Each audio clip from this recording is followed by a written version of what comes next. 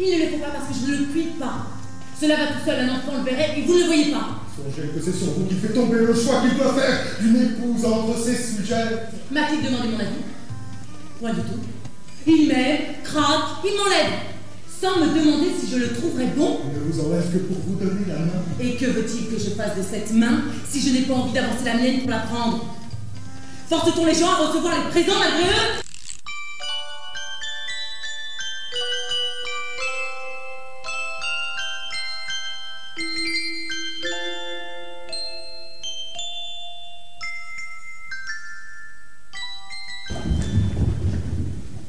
Eh bien, as-tu quelque espérance à me donner? Franchement, si j'osais dire ma pensée, le meilleur serait de la remettre où on l'a pris. J'ai déjà dit la même chose au prince, mais cela est inutile. Ainsi continuons, et ne songeons qu'à détruire l'amour de Sylvia pour Arlequin. Eh bien, Seigneur Arlequin, comment vous trouvez-vous ici? N'est-il pas vrai que voilà une belle maison? Diantre, qu'est-ce que cette maison-là et moi avons à faire ensemble? Qu'est-ce que c'est que vous? Que me voulez-vous? Où allons-nous? Je suis un honnête homme. À présent, votre domestique. Honnête homme au fripon, je vous donne votre congé et je me retourne. Doucement. Et là, vous êtes bien impertinent d'arrêter votre maître. Est-ce que nous avons quelque chose à nous dire? Sur Sylvia. Sylvia, hélas, je vous demande pardon. Je ne savais pas que j'avais à vous parler.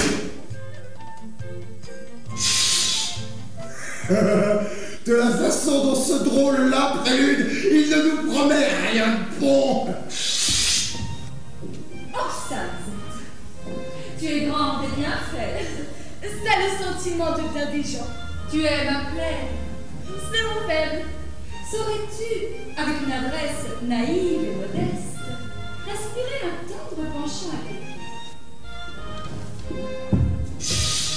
Je gage que voilà une éveillée qui vient pour m'affriander d'elle. Néant. Me la paillez belle avec vos sujets et vos états. Si je n'ai point de sujet, je n'ai charge de personne. Si tout va bien, je m'en réjouis. Si tout va mal, ce n'est pas de ma faute. Pour des états, qu'on en ait ou qu'on en ait moins, on n'en tient pas plus de place. Et cela ne rend ni plus beau, ni plus laid. Ainsi, de toute façon, vous étiez surprise à propos de rien. Voilà un bien petit homme. Tu fais des compliments que elle. Vous sortez. Oui, cette demoiselle que je l'aime, mais il n'y a pas moyen. Eh bien, et fille, mademoiselle. Fille. Voilà de ton style. Puisqu'on ne peut gagner Arlequin, Sylvia m'aimera jamais. Et moi, je vous dis, Seigneur, que je me suis mis dans la tête de vous rendre content. Que je vous ai promis que vous le seriez et que je vous tiendrai parole. Quoi, Seigneur? Arlequin et Sylvia me résisteraient. Je ne gouvernerai pas deux cœurs de cette espèce-là. Moi qui l'ai entrepris, moi qui suis opiniâtre, moi qui suis femme, c'est tout dit. Vous pouvez en toute sûreté ordonner les appels de votre mariage. Je vous garantis aimer, je vous garantis marier.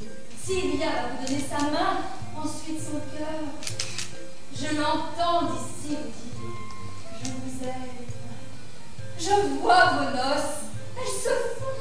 Arlequin m'épouse, vous nous en aurez trop bien fait. Et voilà qui est fini. Et voilà qui est fini. Viens les commencer. Tais-toi, esprit court. Vous m'encouragez à espérer. Je vais commencer par aller chercher Sylvia. Il est temps de voir Arlequin. Quand ils se seront vus, j'ai bien peur que tes moyens aillent mal. Oh, le voici. Mon cher Arlequin, c'est donc vous. Que je suis aise. Allez, moi aussi, je me meurs de joie. Là, doucement mon fils, comme une mère. Quel plaisir d'être aimé comme ça. Vous me ravissez tous deux de vous être si fidèles.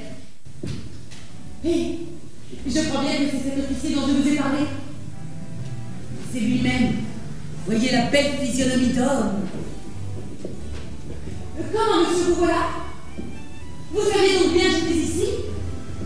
Oui, mademoiselle. Mais vous m'aviez dit de ne plus vous voir. Et je m'en vais vous séparer, sans madame. qui a souhaité que je l'accompagnasse et qui a obtenu du prince l'honneur de nous faire la révérence.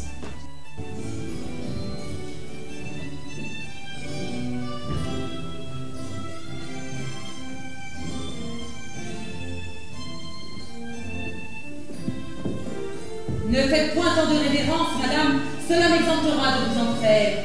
Je m'y prends de si mauvaise grâce à votre fantaisie. On ne vous trouve que trop douée. Ce n'est pas moi qui ai envie de plaire. Il ne pas chasser d'être si jolie Et que vous ne soyez pas assez belle. Ah, quelle situation! Vous soupirez à cause d'une petite villageoise. Et où avez-vous mis votre langue de tango, madame? Est-ce que vous avez pris de caquet quand il faut bien dire? Je ne puis me résoudre à parler. Qu'est-ce que vous voulez? Est-ce que vous n'avez pas assez querellé? Épargnez-moi, mademoiselle. Le prince m'oblige à venir vous faire une réparation. Et je vous prie de la recevoir sans me railler. Voilà qui est fini. De quoi aussi vous avisez-vous de me mépriser? J'avais cru m'apercevoir que le prince avait quelque inclination pour moi. Et je ne croyais pas en être indigne. Mais je vois bien que ce n'est pas toujours aux agréments que l'on se rend. Vous verrez que ce sont ma laideur et mes mauvaises manières qui expliquent qu'on s'intéresse à moi.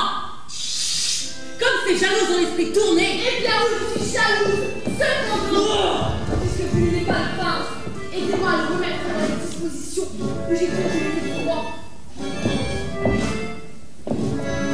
Et je le guérirai de l'inclination qu'il a pour vous. Croyez-moi, vous ne le guérirez de rien. Cependant, cela me paraît possible. Mon avis que cela vous passe. Vous m'aurez conduit d'une étrange manière. Tenez que nous parlons d'autre chose. Quoi qu'il en soit, nous verrons si j'ai un peu de pouvoir. Oui, nous verrons des balivernes. Parti, je parlerai au prince. Il n'a pas encore osé me parler lui, à cause que je suis trop fâchée. Adieu, mademoiselle. Chacune de nous fera ce qu'elle pourra. J'ai satisfait à ce qu'on a voulu de moi à votre égard. Et je vous prie d'oublier tout ce qui s'est passé entre nous. Marchez, marchez. Je ne sais pas seulement si vous êtes au monde. Je suis outrée. Il me semble que les choses commencent à prendre forme. Voici Arlequin. En vérité, je le sais, mais si ce petit homme venait à m'aimer, j'en profiterais de mon cœur. Si vous saviez combien il m'est cruel de n'avoir point de pouvoir, si vous lisiez dans mon cœur. Je ne sais point lire, mais vous me l'expliquerez? Vive l'un causera. On me séparera avec vous. Et que sais-je, jour m'emmènera. Arlequin, je vous parle peut-être pour la dernière fois. Pour la dernière fois? Vous me faites très bien une chose. Ne trouvez-vous pas qu'il est un peu négligent depuis que nous sommes ici, Arlequin? J'ai remarqué comme vous. Nous nous parlons de fille à fille. Dites-moi après tout, l'aimez-vous tant, ce garçon? Mais vraiment oui. Il le faut bien. Voulez-vous que je vous dise? Vous me paraissez mal assortis ensemble. Vous avez du goût, de l'esprit, l'air fin et distingué. Il a l'air grossier, les manières pesantes. Cela ne cadre point. Je ne comprends pas comment vous l'avez aimé. Je vous dirais même que cela vous fait du tort. Mettez-vous à ma place. C'était le garçon le plus passable de nos cantons. Il me suivait partout, il m'aimait, j'avais coutume de le voir, et de coutume en coutume, je l'ai aimé aussi. Faute de mieux. Mais à quoi vous déterminez-vous? Je ne puis que dire. Il me passe tant de oui et de non par la tête que je ne sais auquel entendre. D'un côté, Arlequin est un petit négligent ici qui ne songe qu'à manger. D'un autre côté, ce monsieur que j'ai retrouvé ici, Quoi? je vous le dis en secret. Je ne sais ce qu'il m'a fait depuis que je l'ai revu, mais il m'a semblé si doux, qu'il m'a dit des choses si tendres. Il m'a conté son amour d'un air si poli, si humble, que j'en ai une véritable pitié, et que cette pitié-là m'empêche encore d'être la maîtresse de moi. L'aimez-vous? Je ne crois pas, car je dois aimer Arlequin.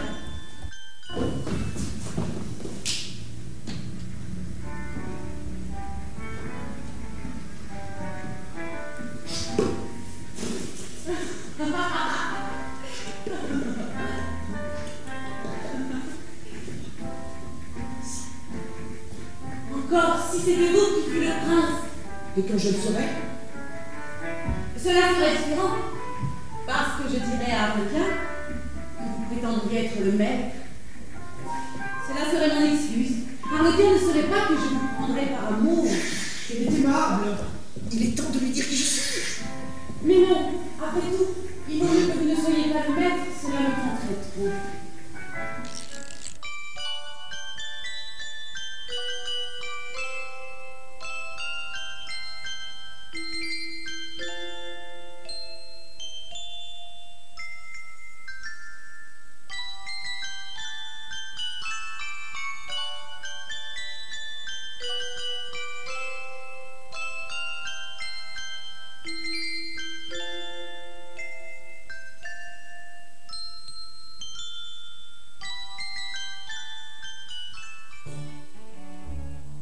Quoi? Refuseriez-vous ce qui fait l'ambition de tous les gens de foi? L'ambition? Qu'est-ce que c'est donc? Voilà bien autre chose! L'ambition, c'est un noble orgueil de s'élever. Un orgueil qui est noble. Donnez-vous comme cela de jolis noms à toutes les sottises, vous autres? Vous ne le comprenez pas. Cet orgueil ne signifie là qu'un désir de gloire. Ne seriez-vous pas bien aise d'être gentilhomme? Vous en serez plus respecté et plus craint de vos voisins. Cependant, vous, qui, suivant toute apparence, serez favori du prince, vous aurez un devoir de plus. Ce sera de mériter cette faveur par toute la soumission, le respect et toute la complaisance possible.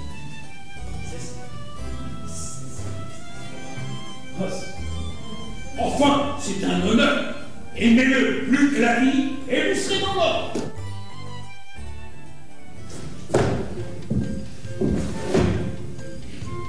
Qui diable vient encore me rendre visite? Ah, c'est celui-là qui est cause qu'on m'appelle Sylvia. Vous voilà donc, monsieur le babillard, qui allait dire partout que la détresse des gens est belle, ce qui fait qu'on m'a escamoté la mienne. Point d'injure, Arlequin. Êtes-vous gentilhomme, vous? Assurément. Marty, vous êtes généreux. Sans ça, je vous dirai de bon cœur ce que vous méritez. Calmez-vous, je vous prie, Arlequin. Le prince m'a donné ordre de vous entretenir. Parlez, vous est libre. Mais je n'ai pas ordre de vous écouter, moi. Eh bien, prends l'esprit Pitou. Comme moi, puisqu'il le faut. C'est ton prince lui-même qui te parle. Et non pas un officier du palais, comme tu l'as cru jusqu'ici aussi bien que Sylvia. Je te prive de Sylvia, il est vrai. Mais demande-moi ce que tu voudras. Je t'offre tous les biens que tu pourras souhaiter. Et laisse-moi cette seule personne que j'aime. Ne parlons point de ce marché-là. Vous gagnerez trop sur moi. Disons en conscience, si un autre que vous me l'avez prise, est-ce que vous ne me la feriez pas remettre? Eh bien, personne ne me l'a prise que vous. Vous voyez, la bonne occasion de montrer que la justice est pour tout le monde. Ne changeras-tu jamais de langage? Regarde comme je réagis avec toi. Je pourrais te renvoyer et garder Sylvia sans t'écouter. Cependant, je m'intéresse à ta douleur. Je cherche à la calmer par mes faveurs. Je descends jusqu'à te prier de me céder Sylvia de bonne volonté. Tout le monde t'y exhorte. Tout le monde te blâme et te donne un exemple de l'ardeur qu'on a de me plaire. Tu es le seul qui résiste. Tu dis que je suis ton prince. Marque-le moi ton par un peu de docilité. Mais, mon Seigneur, ne vous fiez pas à ces gens qui vous disent que vous avez raison avec moi, car ils vous trompent. Vous prenez cela pour argent comptant. Sans ces gens-là, vous ne diriez pas que je vous manque de respect parce que je vous représente, mon bon roi. Allez, vous êtes mon prince, et je vous aime bien. Mais je suis votre sujet, et cela mérite quelque chose. Tu désespères. Je suis un homme. Je ne vous promets pourtant rien. Mais, à tout hasard, si je vous donnais Sylvia, avez-vous des seins toujours favoris? Qui le serait donc?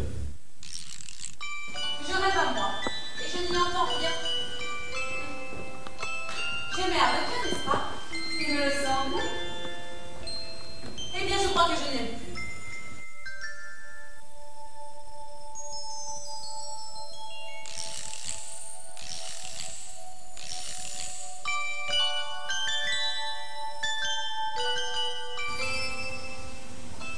Vous savez comme je suis avec Arlequin.